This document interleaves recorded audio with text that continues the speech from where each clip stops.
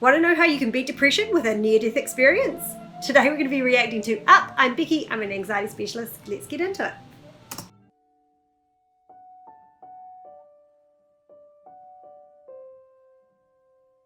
Oh, Pixar! What a way to start a kid's movie, eh? And she died. Oh my gosh. Yeah, and I watched this with my son. What's death, Mum? Yeah, pretty much. 6 o'clock. Okay, so he's getting up early at least.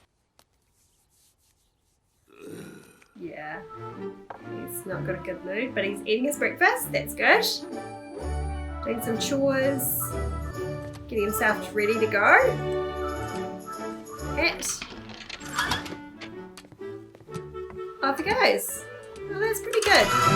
For a person who is obviously grieving the loss of his partner, he's getting up, he's going, and that's really good. Like, to stave off depression, like he obviously seems pretty down.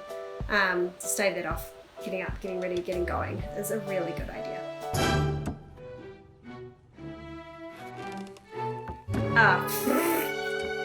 Spoke too soon.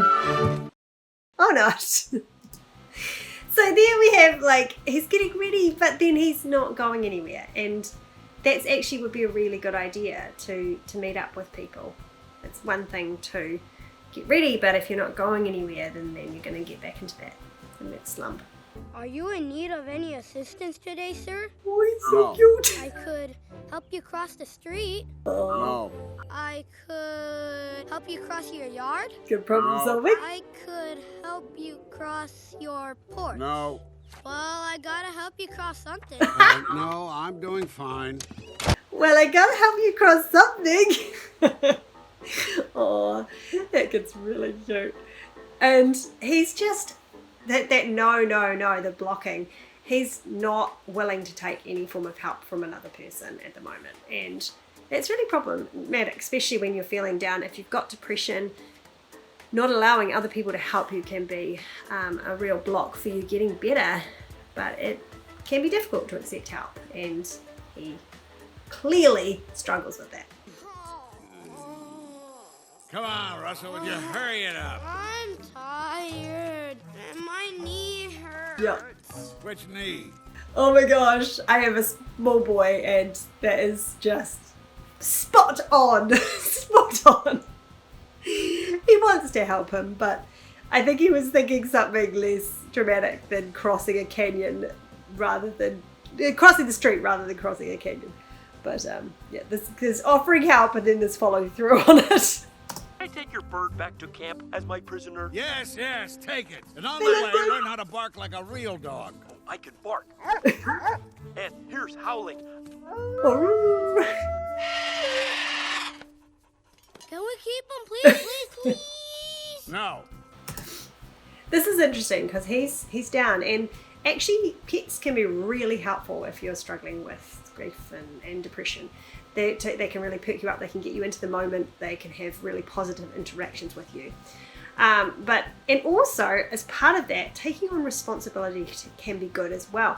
For him, he's got to this point where, you know, he's just sitting on his porch and not really living his life. And here is this kid who's like, can we keep this animal, and can we care, and can we take responsibility? And he's like, no. And by saying no, he's actually shutting off opportunities in his life to have real meaning by giving to other people. And that's the thing, it's one thing to accept help, it's also another thing to give and to take responsibility for others and care for others as well.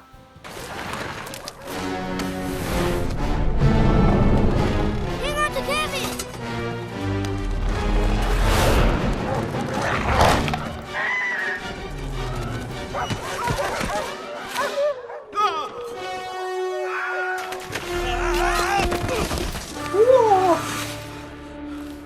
That could break a hip. Oh my gosh. So interestingly, in this one, he has that moment where he's at the edge of the cliff, and this is where it's like near-death experience. He's not in his moody funk at that point, you know. He's is trying to save his life and that of those around him. And so that's, you know, he's in that flight mode. So it's really kicked him out of that low activation he's been in before, that low mood. And he has this moment where it's like, grab Kevin.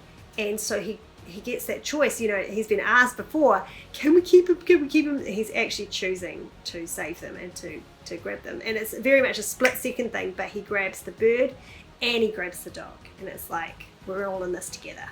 Love that. Oh, those are the babies. Oh, mama. I feel that. No. Kevin, stay down. She's hurt real bad. Can't we help her get home?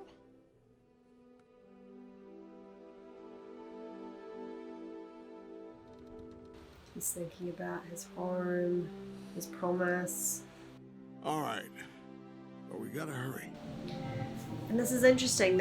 Rather than before, where it was this sort of spur of the moment, just split second, acting on impulse, grabbing the bird and the dog. This time it's actually a conscious choice to choose to care for the people in front of him rather than the promise and the memory of his deceased wife. And that's really interesting because that takes there's more of a choice rather than just spur of the moment thing. And he's choosing to help those in front of him, which is really cool.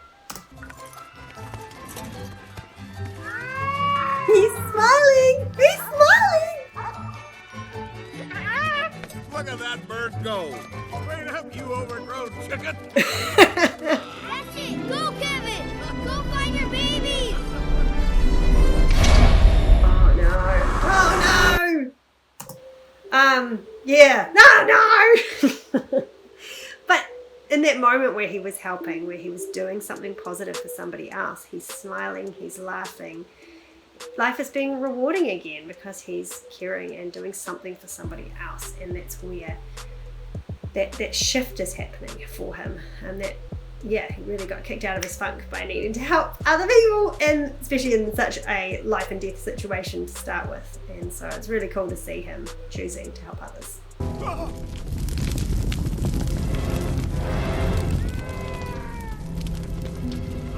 The choice. Does he save the house or does he save the bird?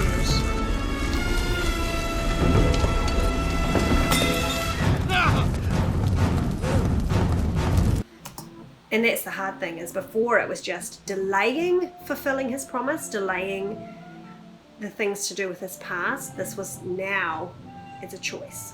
Does he choose what's in the people in front of him, or does he choose the past? And we all make mistakes when we have split second decisions, and unfortunately he chooses the past, and he chooses his dead wife rather than the living beings in front of them that need him, which is not great. You gave away Kevin. And he's calling him on it. You just gave her away. This is none of my concern. I didn't ask for any of this. And I think he feels bad. He feels bad for what he did. And he's trying to justify that it's not his responsibility, but actually what's right in front of him, they are really his responsibility to care for, because they're there. And him abdicating that, there's clearly some guilt there. And now he's lashing out. I often lash out the most when I know I have done something wrong.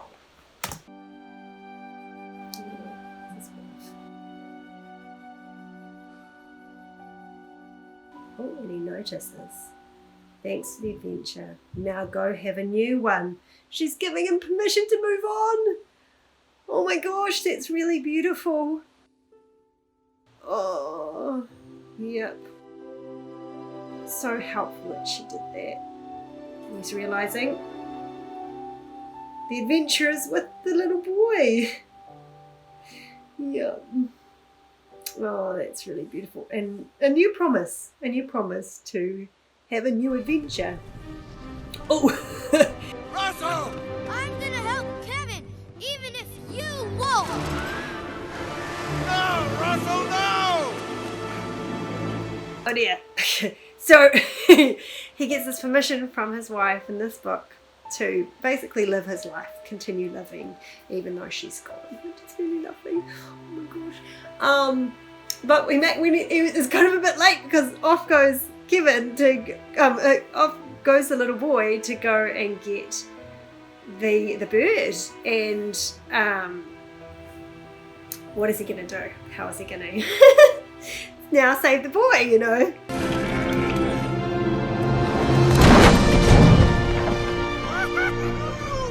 By letting go of the past and letting go of that weight. And it's interesting, I love the visuals of pushing all of that furniture, everything, the things that have held him down and held him back, letting go of that.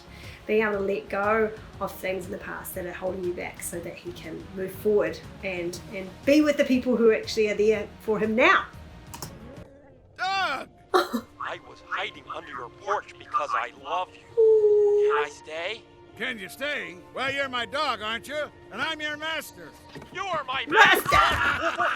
Oh boy! Good boy, Doug. Oh, you're a good dog. I love that. Where are you, Fredrickson? Here he comes to save the day. Oh my gosh, throwing on the looking like Rambo. It's so good. So good.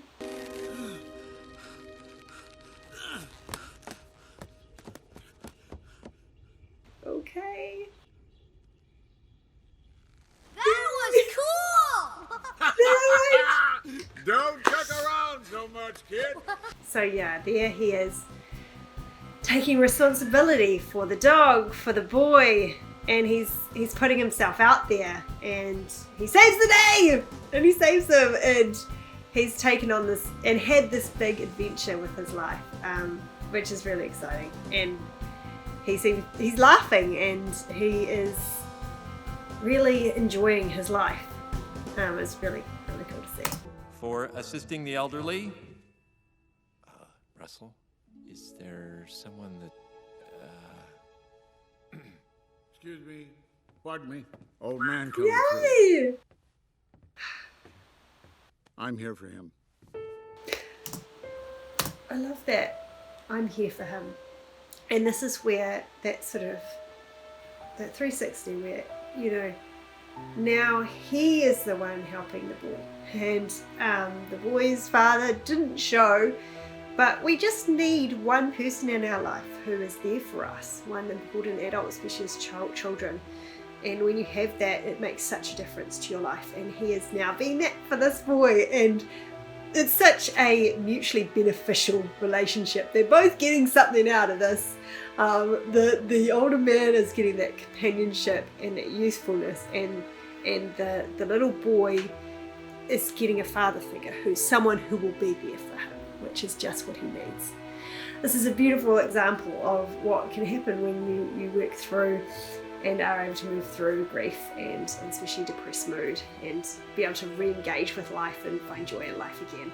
I hope you enjoyed this. I'm Becky, and if you did, then please like and subscribe. We do lots of these, and I will see you next time.